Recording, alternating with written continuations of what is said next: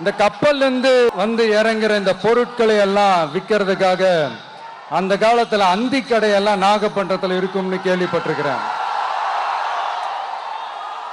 மீன் பிடிக்கிற தொழில், மற்ற தொழில்கள், இந்த விவசாயம், எந்த பக்கம் திரும்பினாலும் எப்படி பார்த்தாலும் உழைக்கிற மக்கள் இருக்கிற ஊர் தான் நம்ம நாகப்பட்டினம் ஊர்.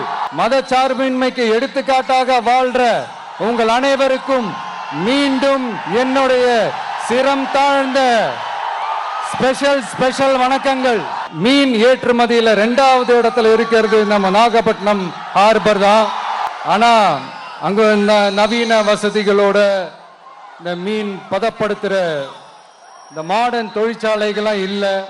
அது மட்டும் இல்ல, இந்த அடிப்படை வசதிகள் கொண்ட இந்த வீடுகள்லாம் இல்லாம ரொம்ப அதிகமா இந்த குடிசை பகுதிகள் இருக்கிற ஊரும் நம்ம நாகப்பட்டினம் ஊரு தான். இந்த முன்னேற்றத்திற்கெல்லாம் எங்கள் ஆட்சி தான் சாட்சி.